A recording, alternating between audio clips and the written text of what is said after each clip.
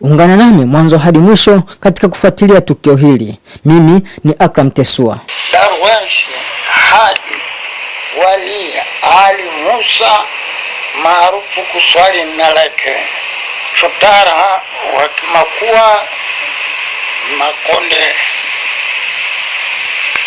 Nimezaliwa mkoa wa Mtwara, wilaya ya Masasi, kijiji cha Mumburu. Nimezaliwa mwaka 1928. Nilipozaliwa mimi mtoto wa mwisho. Mama yangu alizaa watoto 7. Nimejenga msikiti 68. Assalamu alaykum wa rahmatullahi ta'ala wa barakatuh. Alhamdulillahi alladhi bi ni'matihi tatimmu salihati. Wassalatu wassalamu ala ashrafil makhluqati wa ala alihi wa sahbihi ajma'in, amma ba'di. Insha Allah tupo katika suala zima la kueleza historia ya Sheikh Ali bin Musa almaruf Sheikh Rocket, ambaye kwamba mimi ni mzazi wangu, na katika watoto ambao kwamba ako nao mimi katika upande wa mamangu ni mtoto ambaye kwamba ni mtoto wa 3 katika upande wa mama. Kama mwenyewe mzee alipoeleza kwamba yuko na wanawake 4, lakini kuzaa pia alizaa na matumbo zaidi ya 6, yani wanawake 6 ambao alizaa nao. Kwa hiyo watoto wake hivi sasa tumebakia watoto 24. Wale wengine wametangulia mbele ya haki, ambao kwamba kwa idadi yake ilikuwa tuko 36, lakini wengine hao wameshatangulia mbele ya haki, na hivi sasa tulobakia ni watoto 24 wanawake na wanaume, yani ndani yake, na wake zake hivi sasa na wanawake 4. Lakini kiufupi tu tukieleza historia ya Sheikh Ali, ni mzee ambaye kwamba amezaliwa katika mji wa Mumburu mwaka 1928 katika mji wa Mumburu, na baada ya hapo na mama yake alikuwa anaitwa Walia binti Hassan ndo mama yake, na walizaliwa 7 katika watoto walikuwa 7. Yeye ni mtoto wa mwisho ambaye amefunga uzazi katika upande wa mama yake. Alhamdulillah, akawa ameishi katika mji wa Mumburu na akawa amefanya amali za sehemu mbalimbali na kazi sampuli mbalimbali, lakini Mwenyezi Mungu mmoja katika maisha yake akamjalia akawa ni askari wa jeshi la polisi katika jeshi la Tanzania, akaitumikia jeshi la polisi. Lakini alipokuja yupo katika jeshi, Mwenyezi Mungu Subhanahu wa Ta'ala ndipo akamletea Sayyidina Abdul Qadir Jailani, yani Sayyid Abdul Qadir Jailani, kumletea kwa kumuona hasa, yeye mwenyewe alimuona. Baada ya kumuona Sheikh Abdul Qadir Jailani akamwambia, wewe kazi yako kubwa inabidi utangaze kalima ya la ilaha illa Allah Muhammadur Rasulullah. Baada ya hapo kule kazini wakawa wanamuona mwendo wazimu, maana akawa kule kazini kazi yake kubwa anawaambia wenzake masala ya swala kuswali kadha. Wakamuona kwamba vile amechizika, akaja akaacha kabisa zile kazi, akawazitaki kazi za askari. Kazi yake akaanza kutangaza dini. Akarudi kwa mamake, magwanda yao ya kazi akawaachia huko kazini. Aliporudi kwa mamake akamueleza kwamba mimi naambiwa kazi yangu kutangaza dini, kalima ya la ilaha illa Allah Muhammadur Rasulullah, dini ni moja tu. Basi mamake akamwambia sawa. Baada ya hapo lakini kipindi amezaliwa ndani ya Uislamu, lakini wao walikuwa katika mila za kitaghuti, yani wamezaliwa katika mji ambao kwamba mila zake zote zilikuwa ni mila za kitaghuti.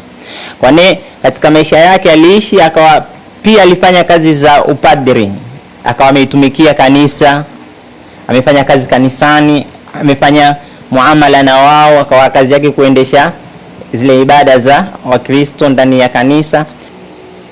Wewe kwa Mkristo Roma na Katoliki, mtumikia miaka 22 Ndanda. Benjamin Mkapa ndugu yangu amezaliwa mwaka 1938. Ndanda nikuwa mpanga nguruwe nikubali Yesu mwana wa Mungu. Lakini alipokuja kumjilia Sayyidina Abdul Qadir Jailani, ndo akamwambia hii si kazi yenu, wewe ni Muislamu, kwani kazi yenu ni kutangaza kalima ya la ilaha illa Allah Muhammadur Rasulullah. Ndipo aliporudi akamwambia na mama yake. Kuanzia hapo akaanza kuwalingania wazazi wake, akawalingania hadi na wao wazazi wakamuelewa, ikawa kazi yake ni kutangaza dini. Baada ya hapo Allah subhanahu wa ta'ala akamjalia akapata ibada ya kwenda kufanya ibada ya haji. Nimetembea na mguu mimi kutoka Mburu miezi 7 kuipata Maka. Na Mtwara, Mburu, Masasi, Ndanda, Masasi, Tunduru, Iringa, Njombe, naelekea Tabora, Dodoma, Tabora, Shinyanga, Mwanza, Bukoba. Ndio kati wa Idi Amiri dada.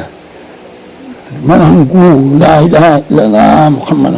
Siku moja alikuwa anakimbia maili 70. Na alhamdulillah sisi mzee wetu ameiji haji ya 50. Yani kwa mfululizo miaka 50 waenda haji na kurudi.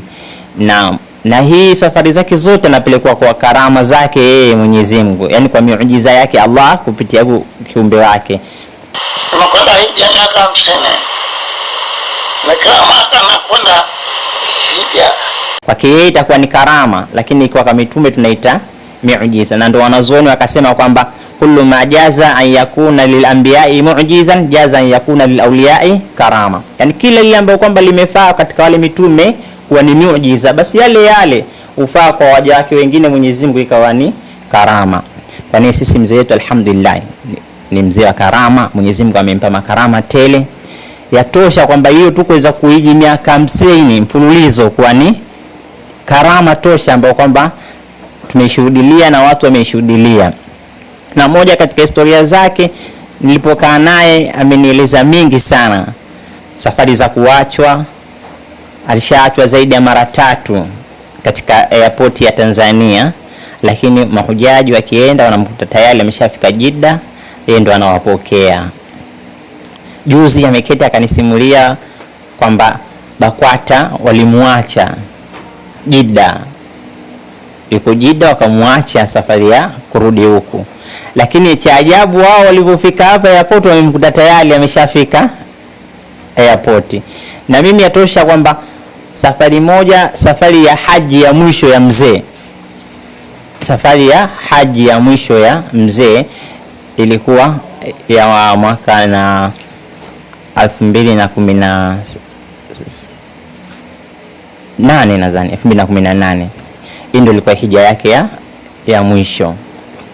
Baada ya hapo mzee alikuwa amefanya usafiri masala ya taasisi ya Taiba, ambao Taiba walisafirisha mahujaji zaidi ya 100, lakini ilipofika pale uwanjani ya poti akawa wamekosa, yani imeshindikana kusafiri wale mahujaji wote 100. Ikawa kuna mahujaji tele pale, wale wakubwa wa viongozi wa Kiislamu alikuwepo mzee wetu Sheikh Ali bin Musa al-Maruf, Sheikh Roket, alikuwepo Sharif Hussein Badawi. Ikawa wote wamekosa kusafiri na ndege tayari zimesha, na ndege ilikuwa ni ndege ya mwisho kuondoka hapa kwetu Tanzania. Basi mimi nikamfuata mzee nikamwambia, mzee safari ya haji hakuna, manake kumetokea matatizo haya. Na mufti alikuja Tanzania pale akaongea na ikawa kumeingia vurugu. Nikamwambia mzee turudi, akaniambia mimi kama Mwenyezi Mungu ameniita niende haji basi nitaenda, na kama Mwenyezi Mungu hajaniita tutarudi. Basi ikatumiketi pale mpaka mida saa 3. Ile swala al-isha mzee akaniambia twende tukaswali, nikaenda nikamswalisha, akawa ameketi anaita tasbihi zake. Mida si mida kuna mtu anakuja na simu, mimi ananiletea simu, ananiambia bwana hii simu ni ya mzee wako, ile jaribu kuipokea, maana yake huyu mtu anaongea naye lakini anamtaka Sheikh Ali bin Musa. Nikipokea ile simu ni mtu ambaye kwamba yuko Jeddah tayari, ushafika Jeddah. Ananiambia bwana mimi ni Sheikh Hassan Kweka, naitwa Hassan Kweka. mimi niliota haji ya mwisho nampeleka mimi Sheikh Ali bin Musa, yani mimi ndo namlipia haji ya mwisho nampeleka mimi. Nikamfuata mzee nikamueleza, lakini mzee alikataa, akasema mimi tayari nimeshafanyiwa process za kwenda haji. Sasa ile ndoto yangu naona Allah anaitimiza kwamba wahujaji wote ambao wanatoka na shirika la Taiba wamekosa kwenda haji. Sasa mimi ndoto yangu ile bado nataka kuitimiza. Kwa hiyo nitafuta pasipoti ya mzee iliko ipatikane haraka. Kuna ndege itaondokapo saa 7 ambayo kwamba itapitia Nairobi, kisha baada ya Nairobi itakuja za Kijida. Sasa cha muhimu tafuta pasipoti ya mzee iliko, na wakati huo pasipoti wanazo wao Taiba, viongozi wa Taiba. Sasa utafuta pasipoti ilete ili mzee apate safari. Basi mimi nikatoka pale nikaanza kuifuatilia masala ya pasipoti mpaka tukaipata pasipoti ikaja pale. Kuna mtu ambaye kwamba yeye alikuwa ameshamuorganize naye, kuna shekhe mwingine anaitwa Sheikh Hassan, naye pia ni imamu wa msikiti wa Idrisa. Akachukua akampa namba zangu, akaja pale mida saa 5:30 akanitafuta, nikampeleka hadi kwa mzee. Amekuja pale yuko tayari na kila kitu, tiketi, visa zenye tayari kila kitu za mzee. Kwa nini ilikuwa bado passport tu. Uzuri passport alipofika pale akaikuta. Basi wakafuatana na mzee, wakaruka mida saa 8 hivyo mpata ndege pale, wakaruka mpaka Nairobi. Nairobi ndo wakapata ndege kubwa ya mwisho ambayo ilikuwa inatoka Kenya kwenda haji. Hapa kwetu ilikuwa tayari zimeshaisha. Akaenda zake haji. Kani katika wale mahujaji 100 walokosa, yeye Allah akamjalia akaenda. Lakini cha ajabu nilimuuliza mzee, safari hakuna? Akaniambia kama nimeitwa na Allah iko safari, mimi naenda. Kwa hiyo ni moja katika karama ambazo nimeziona kwa haraka. Acha hayo yako mingi sana ambao kwamba mimi mwenyewe nimepatana naye mzee, ikawa tumeachwa njiani, hatuna gari, lakini mzee ananiambia tutafika kwa uwezo wa Allah. Kweli zinakuja gari ndogo zinasimama bila sisi kuzisimamisha, tunaingia na mzee, tunafika ile safari. Kabla hizo gari basi ambazo zimetupita njiani tumeziacha njiani, zimeharibika. Sasa ni mzee ambaye kwamba yuko na karama, na ni mzee ambaye kwamba amefanya mengi katika dini, na ni mzee ambaye kwamba umma wa Kiislamu unamfahamu. Alhamdulillah, Mwenyezi Mungu amweke. Na ndo anaruka siruki na omba siombi. Hiyo ni karama za Allah. Mimi na Mwenyezi Mungu na maabudu Mungu kama namuona. Naam, yani safari zake nyingi kwa mimi ambazo nimezishuhudia alikuwa mwenyewe anatiania tu. Manake hana pesa, anaposema kwamba eti sasa hivi hata ukimwambia tu kuna account yake fulani iko na pesa ni urongo, hana. Ila yeye mwenyewe alikuwa anatiania tu. Zaidi ya mara safari kama 3 nimemshuhudia wakati mimi niko nasoma Kenya. Nimemshuhudia, alikuwa ndugu zangu wananitumia picha. Yaani kwamba bado siku 10 safari ndege ya mwisho ndio itaondoka. Alichoamua mzee akasema mimi kwa sababu hadi sasa sina pesa, naingia ndani, akajifunga mnyororo chini. Mnyororo akajifunga hapa mguuni, akajifunga na kitanda, katika kitanda. Akasema sitoki hapa mpaka Allah atakaponiletea safari ya haji. Basi akakaa siku ya kwanza, siku ya pili, siku ya 3, siku ya 4, siku ya 5, siku ya 6, siku ya 7, ile siku ya 8, siku ya 9. Sasa anakuja shekhe mkuu wa Bakwata, anakuja pale tayari na pasipoti zake mzee, yani wako na visa ya mzee, pasipoti ndo bado. Mbia mzee, safari yako hii hapa. Akawapigia simu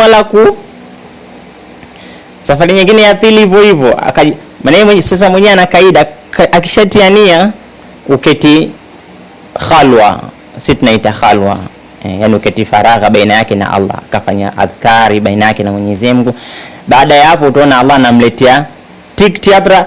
Hata mtu amumjui anatokea wapi, anakuja na tiketi zake, anakuja na pesa zake. Wengine wanakuja, mimi safari imeoteshwa naenda na Sheikh Ali bin Musa, kwa hiyo anakuja tayari ameshamlipia nini kila kitu.